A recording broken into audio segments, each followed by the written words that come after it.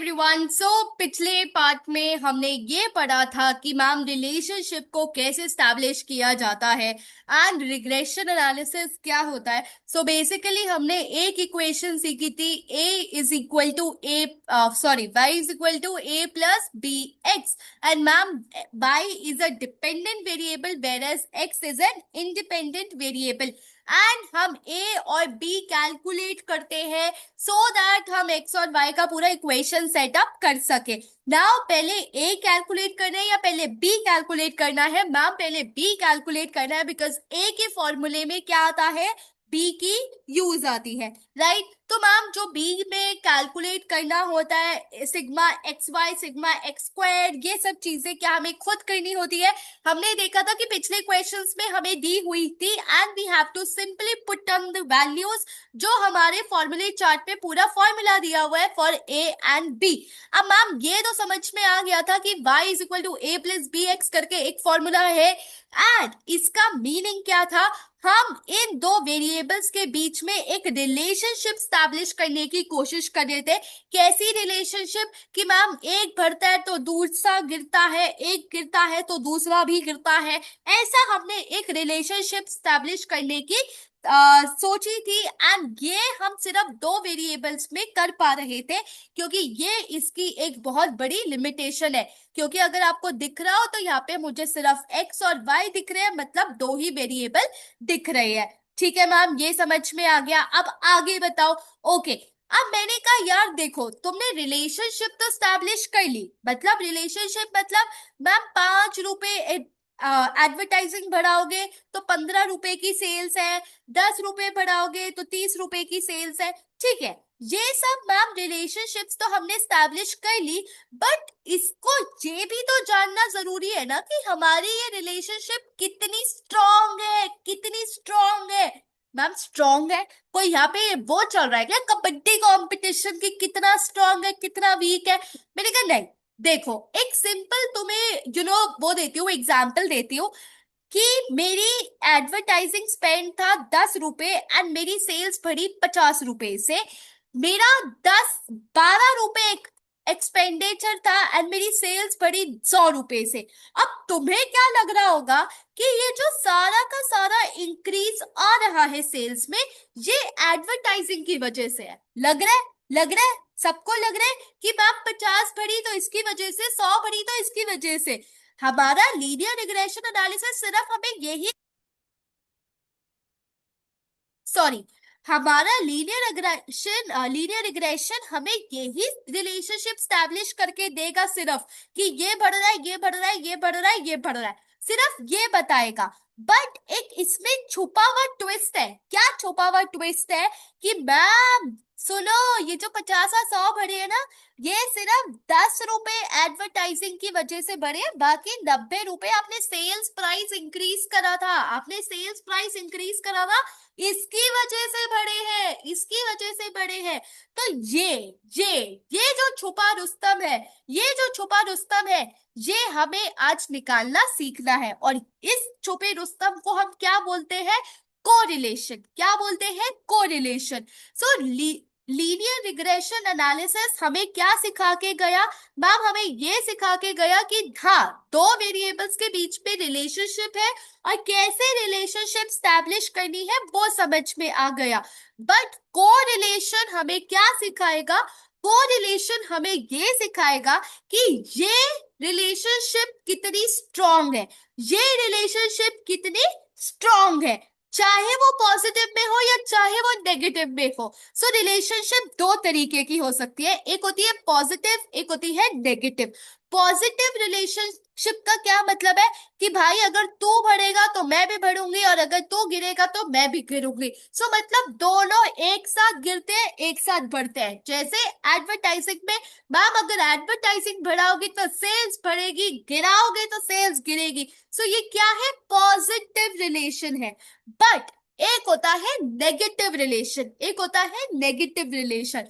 क्या कि भाई अगर x बढ़ेगा तो y गिरेगा और अगर x गिरेगा तो y बढ़ेगा।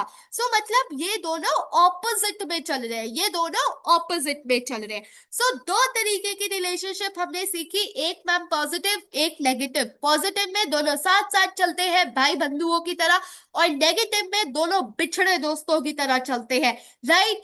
अब क्या हुआ, कोरिलेशन। कोरिलेशन हमें बताएगा डिग्री। क्या मैम, डिग्री मतलब कितना स्ट्रॉन्ग है इनका रिलेशन, कितना स्ट्रॉन्ग है इनका रिलेशन। अब आपने ये तो बता दिया, एक ऊपर जाएगा दूसरा ऊपर जाएगा, एक नीचे जाएगा दूसरा नीचे जाएगा, पॉजिटिव है नेगेटिव है, ये तो समझ में आ गया। बट कितना स्ट्रॉन्ग है, कितना स्ट्रॉन्ग है, वो बताएगा आपको डिग्री। क्या बताएगा आपको, डिग्री। तो डिग्री तीन तरीके की हो सकती है। सबसे पहले perfect, partially, and uncorrelated. Okay, so we can have three sort of degree of correlation. So perfect क्या होती है, ये देखो कितना लाइन से चिपके हुए हैं, ये देख रहे हो कितना लाइन से चिपके हुए हैं। मैम कौन चिपका हुआ है, ये देखो, ये देखो, ये पॉइंट्स कितने ज्यादा लाइन से चिपके हुए हैं। तो ये क्या है, ये पॉजिटिव कोरिलेशन है। पॉजिटिव क्यों मैम, देखो अगर मैं x बढ़ा रही हूं तो y बढ़ रहा है, y बढ़ा रही हूं तो x बढ़ रहा है, देख रहे हो, देख रहे हो।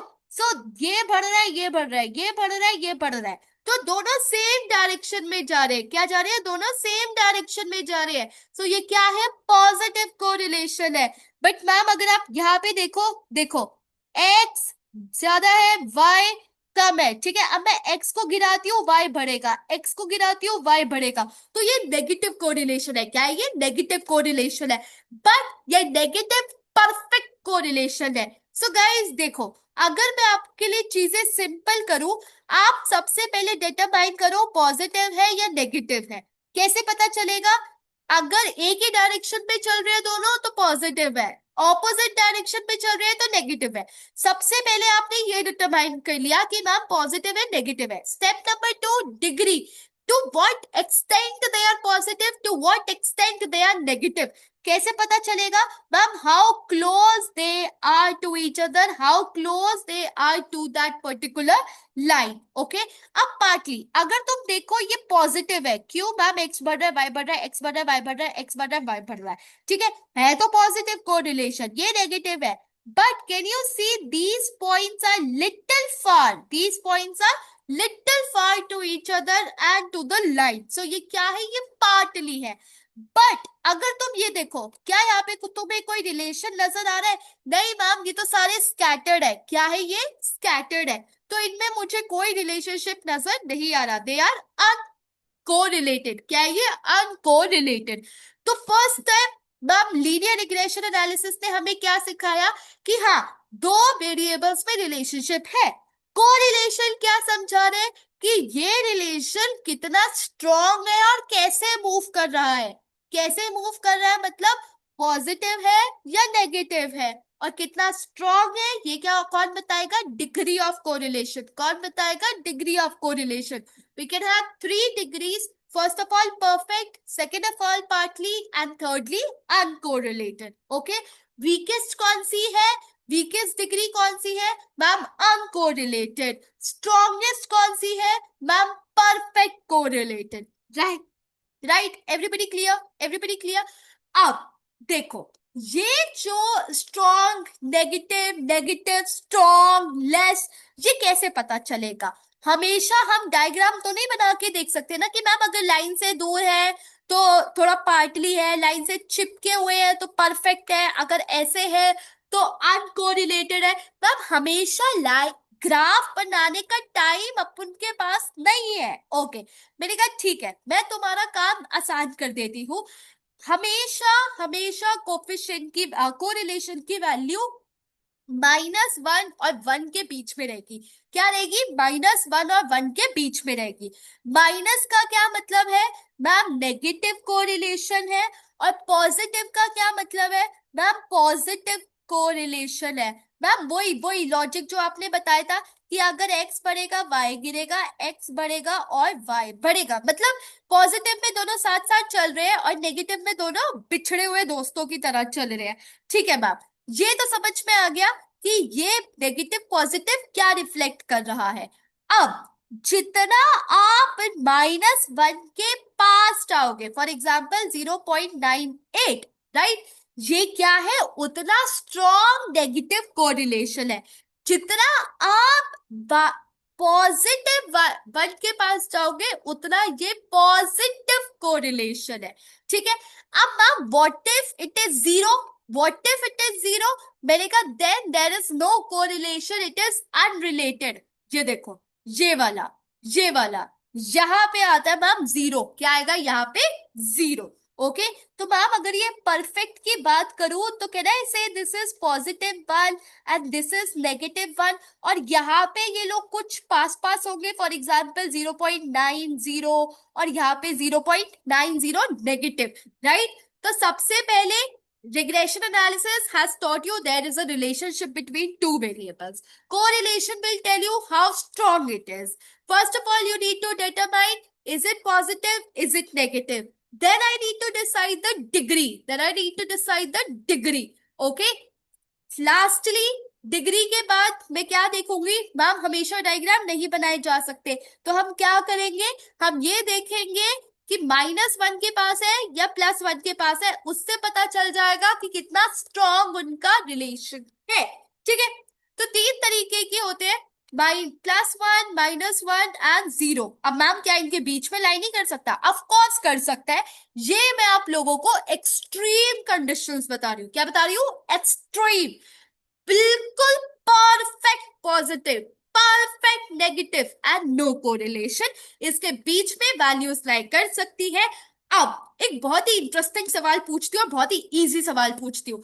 Can the coefficient of correlation be +2? No, it can not be +2। Ma'am -1 और +1 के बीच में ही रहना है आपको, आप आगे मत निकलो। ठीक है। Can it be -3? No ma'am, it can not be -3। Okay ना, अब मैम ये आया कैसे? आपने तो बड़ी आसानी से बोल दिया +1, -1, 0.90, 0.98। ये आया कैसे, कैलकुलेट कैसे किया आपने? मैंने कहा ये जो मैं +1 -1 बोल रही हूँ ना, ये मैं बोल रही हूँ आर की value. R is use to denote the, donate बोल रही हूँ, डिनोट, ठीक है, denote the value of the degree. Okay, आ ये और निकला कैसे मैम? ये इतने बड़े फॉर्मूले से निकला है। क्या हमें फॉर्मूला याद करना है? नहीं करना। ठीक है, we don't have to summarize, we don't have to learn और cram this particular formula. Ma'am क्यों? क्योंकि ये आपकी शीट में गिवन होगा, जो आपको फॉर्मूला शीट मिलेगी उसमें ये आपका फॉर्मूला गिवन होगा। सो हमें लोड लेने की कोई नीड नहीं है। फाइन। अब मैम देखो, ये तो हो गया आपका आर। ओके, अब अगर आपको प्रोपोर्शन निकालना हो तो what proportion it has changed, you can simply calculate R square, but this is not very important. You can just remember coefficient of determination is equal to R square. मतलब इतना कोई interpretation भी नहीं है इसका, और कुछ ज्यादा नीड भी नहीं है आपके सिलेबस में, but you should know this, you should know this. ठीक है। अब before we move on to the question, let me just do a quick summary कि हमने अभी तक क्या किया। सबसे पहले हमने सीखा ma'am, regression analysis will teach you there is a relationship. Correlation will tell you how strong this relationship is. First of all, you need to determine whether it is positive relation or whether it is negative relation. Once you have determined that, you need to determine the value of R. R एक फॉर्मूले से निकलेगा जो हमें बताएगा degree. क्या बताएगा? Degree. Degree कैसे बताएगा ma'am? It can be either -1, 0 और 1, right? So -1 is perfectly negative, perfectly positive and unrelated. तो ये मैम 3 तरीके के डायग्राम्स बन सकते हैं। सबसे पहले जो परफेक्ट होता है, जो लाइन से चिपके हुए होते हैं, जो थोड़ा पार्शियली होता है, जो थोड़ा दूर होते हैं लाइन से, एंड फाइनली मैम एक होता है अनरिलेटेड, जो बिल्कुल भी एक दूसरे से रिलेटेड नहीं होते, जो बिल्कुल भी एक दूसरे से रिलेटेड नहीं होते। ठीक है, तो ये सारी चीजें अभी तक हमने सीखी, और एक least important topic that was R square, that is coefficient of determination. Am I clear with this concept? Now, once you apply this to the formulas, we will understand more, but let's see this. Wait. देखो, क्या कहता है ये? The following table shows the number of units produced and the total cost incurred. तो आपने इतने units produce करे और इतने टोटल कॉस्ट आपने खर्चा किया, इतना आपने टोटल खर्चा किया। आपको ये सारा डेटा दिया हुआ है, आपको क्या निकालना है? Coefficient correlation, that is correlation coefficient. हमें क्या निकालना है? आर निकालना है। क्या निकालना है? आर निकालना है। ओके, सो आर कैसे निकलेगा? I will simply put on these values into the formula. I will simply put on these values into the formula. तो ये मेरा क्या आ गया? ये मेरा आर आ गया। क्या आ गया? आर आ गया। फाइन। सो ये इतने इजी क्वेश्चंस होते हैं, literally you just have to calculate the value of R and the question is over, and the question is over. Am I clear with this concept? Am I clear with this concept?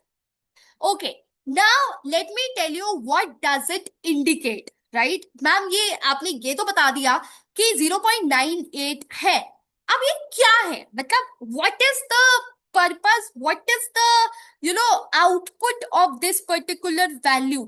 It simply indicates कि अगर आप let's say और खर्चा करते हो, आपकी और units produce होगी।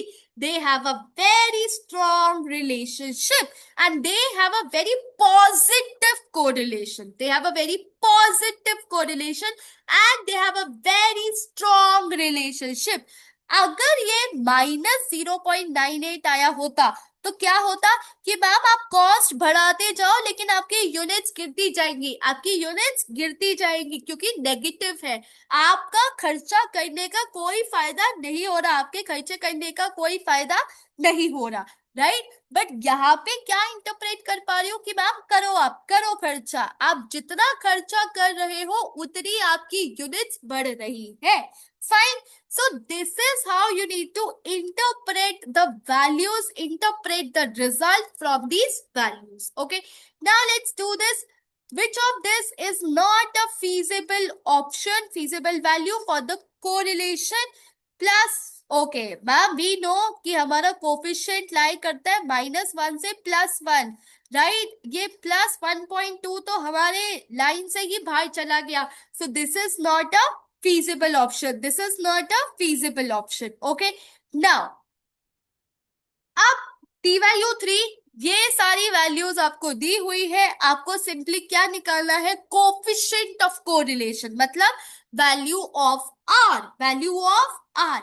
मैम अब आप क्या फॉर्मूला याद करके यहाँ लिखोगे? नहीं, आई नो द फॉर्मूला। मैं सिंपली कॉपी पेस्ट करूंगी अपनी शीट से एंड उसमें ये सारी वैल्यूज डाल दूंगी, उसमें ये सारी वैल्यूज डाल दूंगी। तो मेरा आर आ जाएगा 0.63। क्या आ जाएगा? 0.63। नाउ अब आते हैं बहुत ही इंटरेस्टिंग क्वेश्चन पे जो आपको एक्चुअल में मतलब सिखाएगा इस पर्टिकुलर कंसेप्ट का। प्लीज गाइज ये क्वेश्चन इंपॉर्टेंट मार्क कर लो एंड ये क्वेश्चन को प्लीज थोड़ा ध्यान से समझना। ये नहीं कि मैम हमने तो वैल्यू निकाल ली, हमने तो सॉल्व, हमारा आंसर आर भी ठीक आ गया, आर स्क्वायर भी ठीक आ गया, हो गया हमारा क्वेश्चन। नहीं, आपका ये क्वेश्चन बहुत इंपॉर्टेंट है। Out of all the questions that we have done today, please mark this question to be very important. Okay, क्या था? अगर आप लोगों को याद है, हमने रिग्रेशन एनालिसिस में सेम क्वेश्चन किया था, राइट? उसमें हमने इन दोनों की रिलेशनशिप निकाली थी using y is equal to a plus B X, right? And हमने सेल्स रेवेन्यू को y माना था और इसको x माना था, राइट? तो मैम हाँ, ये सब हमें याद है, 6 दुकानें थी, इतना खर्चा हो रहा था और यही वैल्यूज हमें दी हुई थी। बट इस बार क्या हमें y is equal to a plus B निकालना है? नहीं, क्वेश्चन ने बोला कि आपको आर निकालना है। क्या निकालना है? आपको आर निकालना है। तो सिंपली आर की वैल्यूज में मैं ये पुट करूंगी और मेरा क्या आ जाएगा? 0.992। ओके, सो हमारा आंसर आ गया r इज इक्वल टू 0.9925। ये आंसर शायद सबका आ जाएगा, ये आंसर शायद सबका आ जाएगा। अब एक और टीवायू है जो कहती है कि मैम कोफिशिएंट और डिटर्मिनेशन निकालो। कैसे निकालते हैं? R square. कैसे निकालते हैं? R square. अब आर स्क्वायर करके मेरी वैल्यू क्या आ रही है? 98.4%। अब इसका मतलब क्या है? प्लीज गाइस, ये मतलब बहुत ध्यान से समझना। What does it indicate? What does it signify? It simply signifies कि मैम आपका जो सेल्स में इंक्रीज आ रहा है, लेट्स से आपका सेल्स में 100 से 200 आ रहा है, राइट? तो जो आपका ये 100 का इंक्रीज आया है, 98% of this increase is due to the advertising expenditure, is due to the advertising expenditure, and बाकी जो इंक्रीज आया है वो अदर फैक्टर्स की वजह से आया है, be it increase in the sales price, be it your awareness, be it any other technique that you have followed. But जो आपका इंक्रीज आया है वो 98% इसलिए आया है क्योंकि आपने एडवर्टाइजिंग पे खर्चा करा था। अगर आप ये एडवर्टाइजिंग पे खर्चा नहीं करते तो आपकी सेल सिर्फ 100 से 116 होती, बट अब आपकी सेल्स कितनी हो गई है? 100 से आपकी हो गई है 198। 198। Am I clear? नहीं सॉरी, 100 से 200 हो गई है। एंड 98 रुपीज किसकी वजह से हुई है? आपके एडवर्टाइजिंग की वजह से हुई है। एंड बाकी आपकी 2 रुपए अप्रोक्सीमेटली किसी और फैक्टर की वजह से हुई है, किसी और फैक्टर की वजह से हुई है। Am I clear with this? Am I clear with this concept? Time series analysis we will start in the fourth part. But till today, what we have done, let's do a quick recap. So quick recap में अगर देखा जाए, सबसे पहले ma'am budgeting and forecast, right? Then हमने सीखा कि कैसे regression analysis helps us to build a relationship between two variables. And third, correlation क्या बताता है? How strong this relationship is, how strong this relationship is, right? अब सबसे पहले स्ट्रॉन्ग देखने के लिए मुझे ये देखना पड़ेगा पॉजिटिव है नेगेटिव है, -1 और +1 के कितने दूर और पास है, बिकॉज ये डिटरमाइन करेगा परफेक्ट हो, पार्शली हो या अनरिलेटेड हो।